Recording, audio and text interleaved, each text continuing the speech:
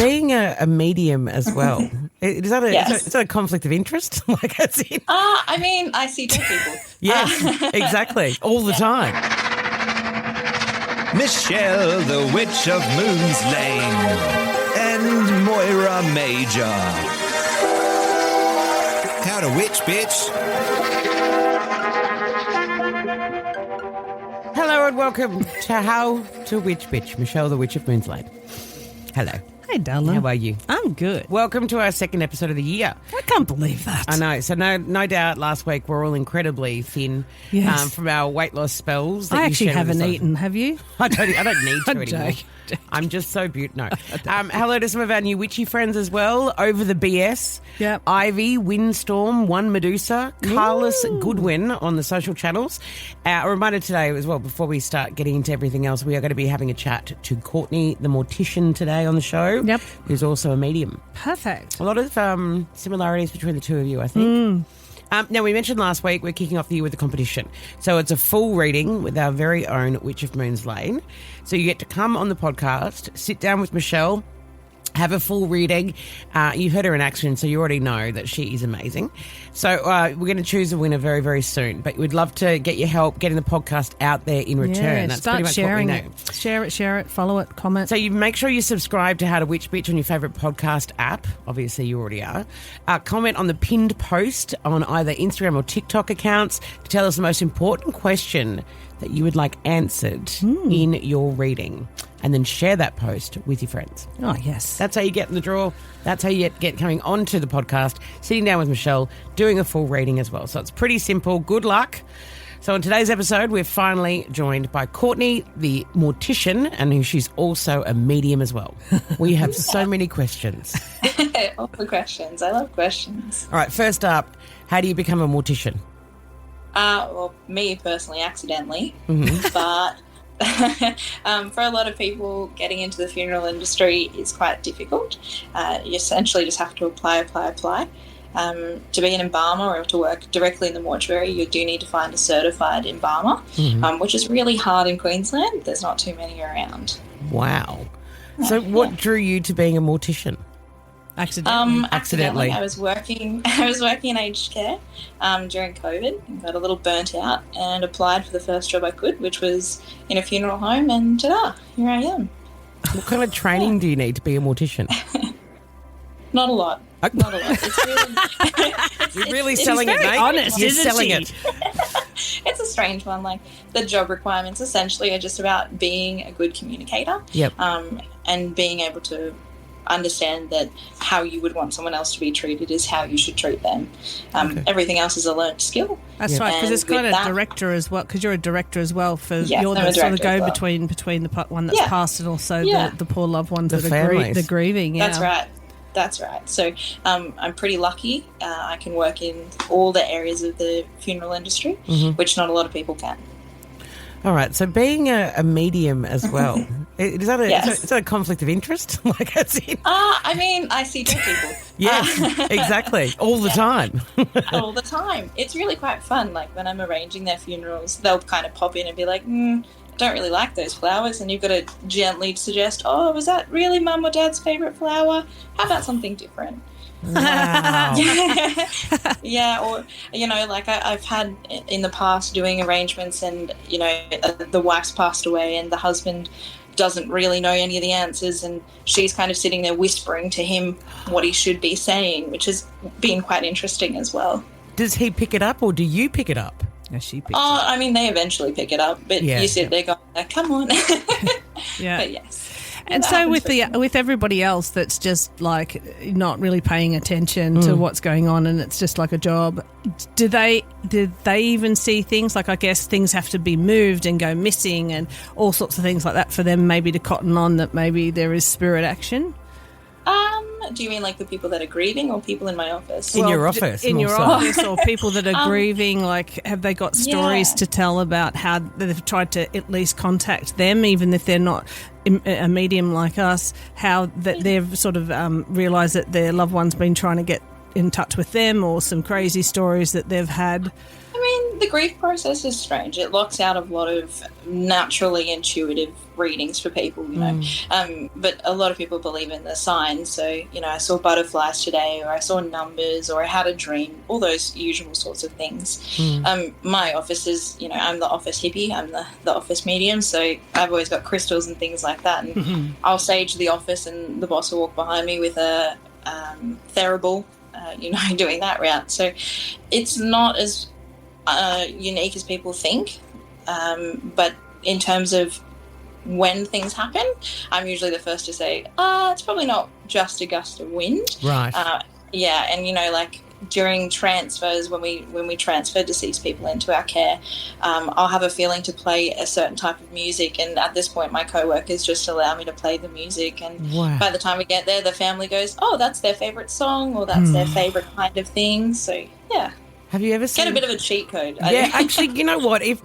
I think you're like the perfect person for this role, because you can get you know, most of the time, if you're grieving or if you're a family member, you know, you may be completely clueless as to what flower you want. This is a great way to get the message across. And plus you were a nurse before too. See, that was my first profession as well, nursing.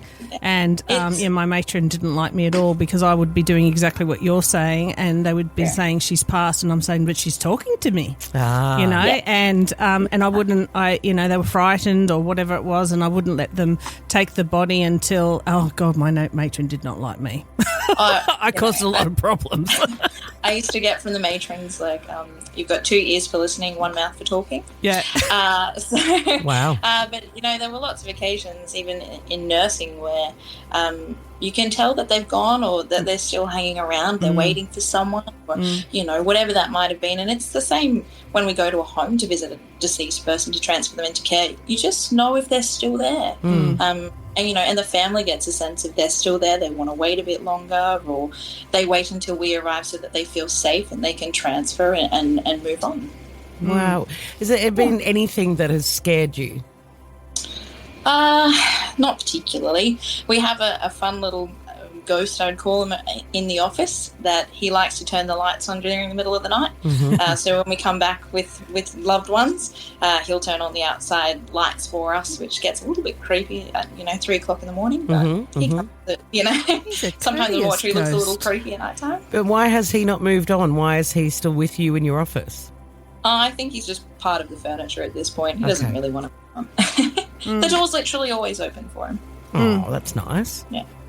And I think some people that enjoy doing, you know, enjoy that they're not ready yet. Maybe they're waiting for their loved one to cross over, so they stay on this side until they go over to the next, you know, that type of thing. So they kind of linger. Yeah. We do have another one in the office. So there's 2. There's one that hangs out the back, and then one that hangs out the front. He likes to turn on the doorbell and tell us when people are coming.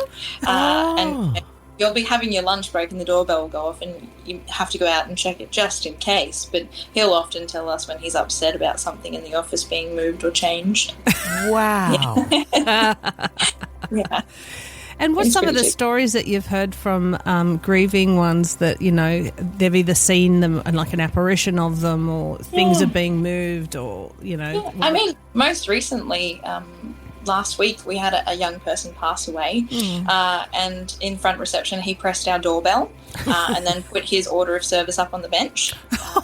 You know, and we told the family about it, and they said, isn't that weird, because he's been sending us songs that keep playing on the radio that you don't normally hear, and sending little signs to them, like one of them the other day said that she heard a song playing, and that was a trigger for her to check on someone, and that check on was that she wasn't doing well, she needed help, and he was there just reminding, you know, that he's been around. That's brilliant. Yeah. So they're still having conversations with us. I just love they're totally on the doorbell. That's just like, there's someone there who's like, I can imagine like that spirit or that person past used to be like a teacher or a principal or something, and it'd be like, rightio people, get ready, we've got people coming in. Yeah. Old mate's going to turn the lights on. Yeah. Yeah.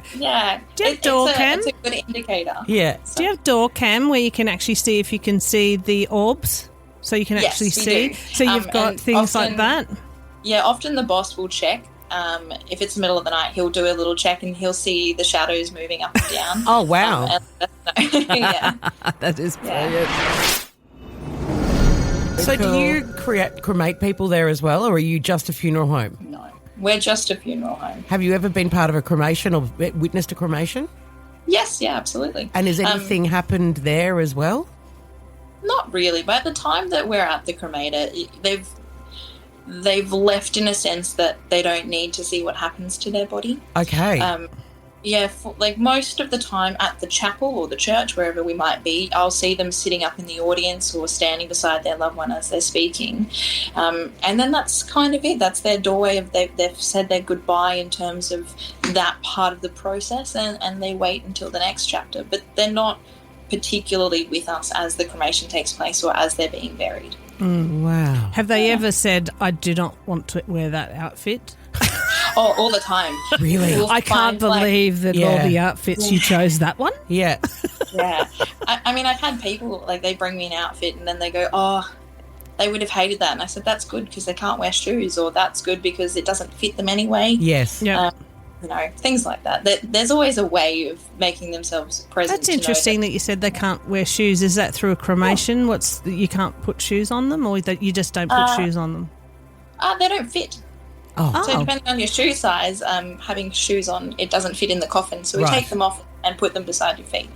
Oh, Okay, my so Lord. this is something I'm very interested in. So my aunt passed away a couple of years ago, who was basically like my mother, and we were organising her funeral. We were sitting in the funeral home in Beenleigh, and we were sitting there. We had the outfit all sorted, and then we realised that we didn't have and she was very much an accessory kind of a lady, which is where I get my love of accessories. And I looked down and I was wearing a necklace that was actually the same colour as what the outfit was. Yes. And my first indication was to take, and this necklace was quite important, like it was given to me by a dear friend, but I said, I've got to take it off and put it on her. Yeah. So she was buried with it. Yeah. Yeah.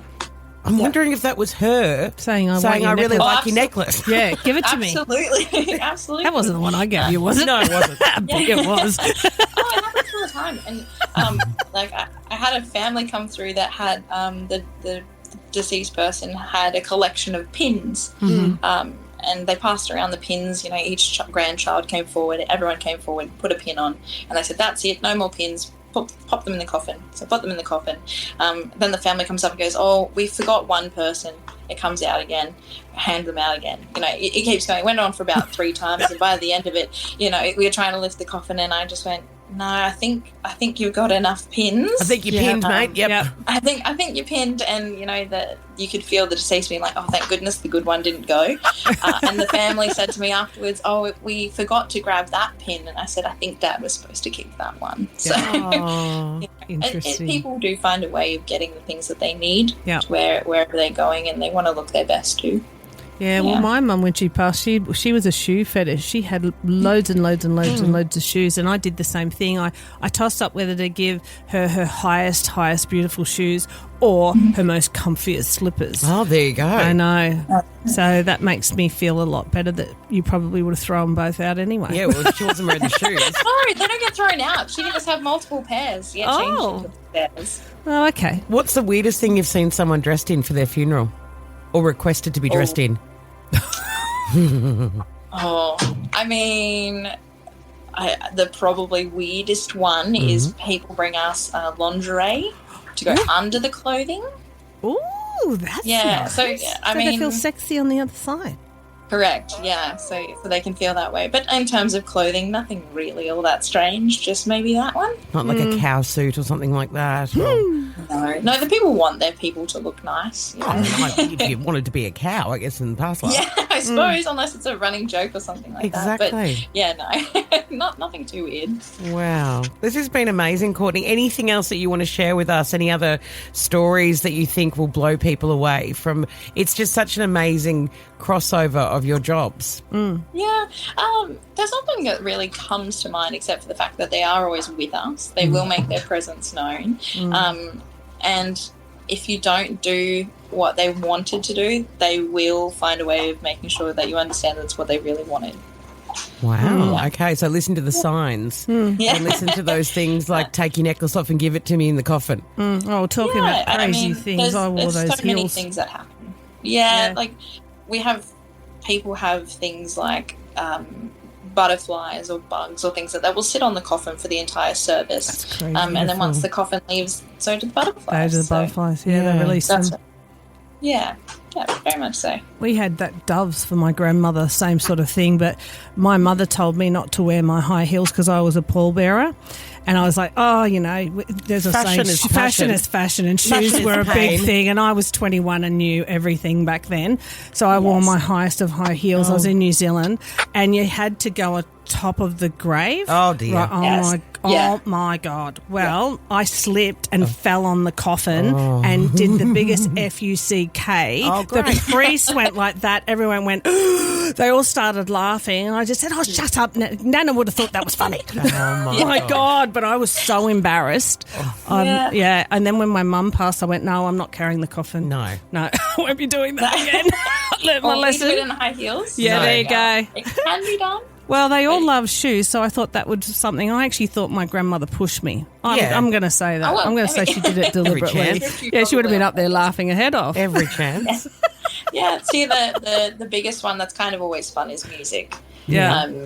The music is, we've been at gravesides and I'll just start playing a song and the family will go, how did you know? Yeah, that's and gorgeous. It's just a feeling. It's just, they know, they make it known, and even if you think that you've controlled everything to the way they would have liked, they still have the final word. Yeah. I love that. So, Courtney, you mentioned as well that you worked in aged care. Michelle, did you work in aged care as well? Yeah, I Oh, did. gosh, you guys are like twins. This is Yeah. hilarious. Yeah, which And- is really funny. Well, we tend to flock together. Yes, Yeah. exactly. So what were some of the things that you saw in aged care? Michelle, we'll start with you. Okay, so the craziest thing that happened to me is I had this beautiful client. She was actually German and she'd been living in Australia for 30 years, was fluent in English, but then had reverted back to her native language. And so the only thing she remembered was fuck off and piss off and get the fuck out of here. That was all she remembered. And she used to do that on a regular basis. She used to say it to everyone except for me. And of course she had Alzheimer's, so she didn't really know what she was doing. And I used to be a prime carer.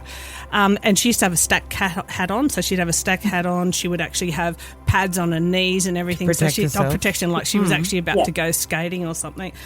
And it was really funny because when she did pass, I was just like, you know, she came down and I felt like she was sort of thanking me. But then I just thought, because I was only 18 at the time, I thought, wouldn't it be a great idea to get under the bed so that when the nurses and the matron came in, I actually put my hand up under her arm, and as they were all looking around, I got my finger and I made her do and I said, fuck off, and everybody fled. And she actually, but the silly thing is she actually moved her hand and clenched my hand and scared the shit out of me that I hit my head on the top of the bunk, so karma on me. And they went fleeing and I was behind them laughing my head off, and I could see Lou laughing at me. That was her last revenge, honestly. I got in a lot of trouble after You that. can only imagine. Imagine you did, yeah. I was lucky I didn't lose my job. What about you, That's Courtney? borderline on that one. What about You would have done Courtney? something naughty. I know you did.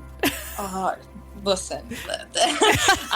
In terms of, I've got like three that are massive standout. I used to do a lot of the overnight care in a nursing home, and it was quite a big facility and had different care needs. And in one section, I was doing a night shift, and this lady was talking about the little girl. She says, this little girl keeps coming in and knocking on the door and annoying me. And I said, okay, well, we'll have a look, see if we can find her. And going through, and I didn't think much of it. Obviously, a lot of people kind of get to a point of decline where you've got to take everything with a bit of a grain of salt. But anyway, she was very insistent on this little girl, and I'd gone into her room, and as I turned to tuck her in, her wardrobe started to open. Oh.